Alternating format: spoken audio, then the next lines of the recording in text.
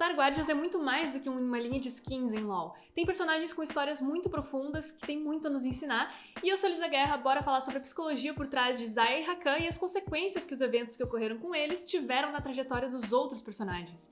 Aproveitando também os embalos da música que lançou nos 7 minutos sobre esse casal aí que o amor tem o poder de renascer. Quero viver apenas leve, como uma pena. Tive que tirar coisas do meu coração, iluminar a escuridão. Tudo se inicia quando a primeira estrela, uma grande divindade, escolhe as guardiãs para se tornarem protetoras cósmicas. Uma delas, Zoe, se corrompe e derrota diversas outras guardiãs, espalhando caos e destruição ao longo do tempo. Guardiãs estelares são destinadas a proteger o universo. Mas quem nos protegerá? Após criar o grupo das Guardiãs Estelares, composto por Ahri, Miss Fortner, Xayah, Rakan e Neeko, a Zoe aparece tocando terror e derrota a equipe, levando Xayah e Rakan à morte. Sem dúvidas, esse foi um dos fatos que mais marcou a trajetória de Star Guardians até o momento e trouxe consequências para diversos personagens e para o desenvolvimento deles. Vendo Rakan e o coração de Xayah parando de bater, as guardiãs fogem da batalha perdida, deixando eles para trás. Com certeza não foi uma decisão fácil e a gente vê os sintomas do que seria um transtorno de estresse pós-traumático, também chamado de TEPT, em várias guardiãs, como por exemplo a Sarah. O TEPT ocorre quando uma pessoa vivencia um evento de extremo trauma ou estresse do qual ela não consegue lidar. Isso traz prejuízos para si e para suas relações e para quem está ao redor. Alguns dos sintomas que a gente pode observar na Sarah são lembranças angustiantes sobre o evento, sensações de culpa, seja em si ou em outras pessoas, injetando aquela culpa para fora de si, esforços para evitar lembranças relacionadas ao evento traumático, e a gente vê isso muito bem no conto Antes do Crepúsculo. Nós somos pegos de surpresa com a informação de que a Zoe reviveu Xayah e Rakan, mas que eles se retornaram de uma forma muito, mas muito diferente do que eles eram. Guardiões corrompidos, cheios de raiva, rancor, explodindo tudo que eles viam pela frente. E esse é o gatilho que aciona medo, culpa e desorganização nas guardiãs pelo que ocorreu. Vemos trechos onde a Sarah repetia desesperadamente para si mesma: eu não sabia, e enquanto uma voz na sua cabeça dizia que tudo era culpa dela. Existe um conceito da psicologia chamado síndrome do sobrevivente. É um luto por ter perdido alguém e carregado de culpa por continuar existindo enquanto aquela outra pessoa se foi. Isso não é um transtorno em si ou algo que precise de um tratamento, mas é um sentimento que muitas pessoas já sentiram ou pode sentir ao longo da vida e que é natural na nossa existência humana. Mas precisa de muita atenção a ele para que esse luto não se torne uma bola de neve de sentimentos dos quais o sujeito não consegue lidar e nem se reerguer a partir daquela perda. Ter sobrevivido naquela batalha quando pensou que seus amigos tinham partido sempre foi um fardo e uma culpa para Sarah. Ela era sempre atormentada com esses pensamentos e ela confessou que durante esse tempo todo ela não parou de reprisar aquela batalha na sua cabeça e que ela poderia ter morrido porque ela sabia que ela não ia aguentar viver com a perda deles. Alguns dizem que nosso fim já foi escrito, mas eu parei de acreditar em destino. É a mesma situação, o mesmo evento traumático, mas cada uma das guardiãs assimilou e pegou aquilo de forma diferente pra si. Ahri, por exemplo, tentou manter os pés no chão e mostrar pro grupo que eles fizeram o que podiam e tentaram fazer o melhor dentro das limitações e que perdas acontecem. Talvez por ela ser líder, ela precisou agir com uma maior compostura e segurar as bases da equipe. O ponto é, o mesmo evento, percepções diferentes. Por isso não existe uma receita ou um manual de como superar o luto, de perder alguém ou um evento traumático. Cada um tem o seu próprio tempo e a sua reação às situações da vida. Quando a gente fala de luto, não necessariamente a gente está falando de uma perda, de uma morte de alguém querido, mas também pode ser a perda de um ciclo em geral, como por exemplo um emprego, escola, um relacionamento ou até mesmo uma amizade. E se a gente olhar na perspectiva da Xayah, o que morreu foi a confiança que ela tinha nas suas parceiras por terem deixado ela e o Rakan para trás. A psiquiatra Elizabeth Kubler-Ross propõe 5 fases que a gente passa no processo de luto.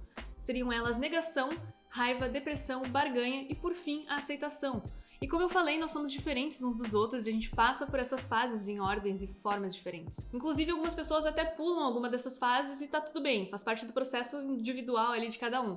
Nessa fase de Star Guardian, a gente vê diferentes estágios desse luto nas personagens. A Sarah tá vivenciando a negação e a depressão por ter deixado seus amigos, Ahri forçando aquele sentimento de aceitação e Xayah no estágio de raiva, querendo descontar nas suas amigas a dor de ter se sentido abandonada. Xayah introjeta o ódio da corrupção da Zoe ou até mesmo o ódio do que ela fez, porque afinal ela fez coisas ruins quando ela estava sendo controlada pela Zoe, que ela não conseguia lidar. Apesar dessas coisas não ser culpa dela, vão ficar ali assombrando ela como uma lembrança. como uma culpa. Então é muito mais fácil ela introjetar essa culpa nas guardiãs, dizendo que abandonou elas e tocando aquela raiva pra fora pra, de uma certa forma, poder dividir esse sentimento que é tão pesado pra lidar sozinha. Ela diz diversas coisas cruéis pras outras garotas e resiste a qualquer tentativa de aproximação que elas têm.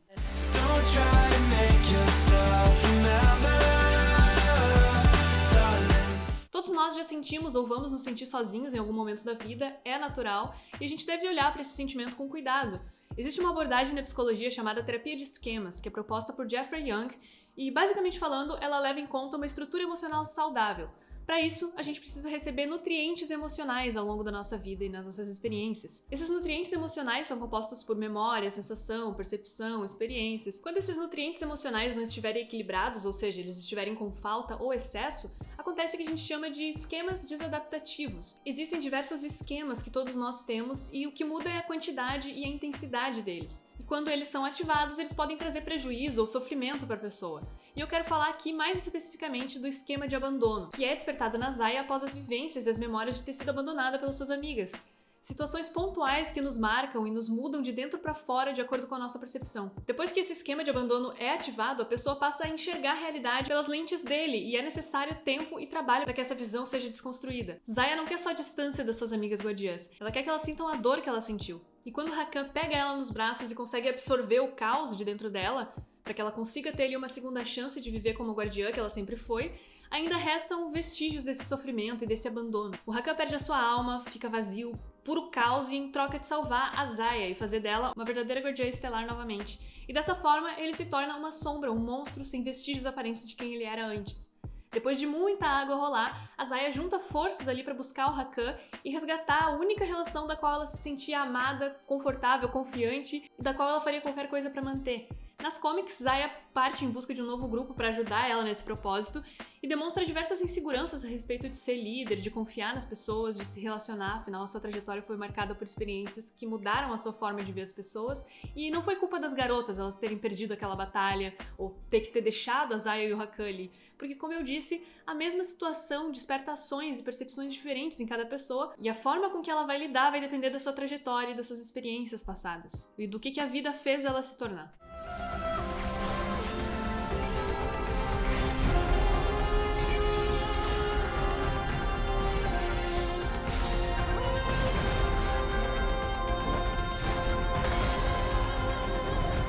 Por essas e outras, Star Guardian tem um excelente enredo e personagens apaixonantes que dá vontade de conhecer cada vez mais a respeito. A minha favorita até o momento é a Akali, então me conta aqui nos comentários qual a sua, que mais cedo ou mais tarde ela pode se tornar um vídeo aqui no canal. Muito obrigada pela atenção de sempre e tchau!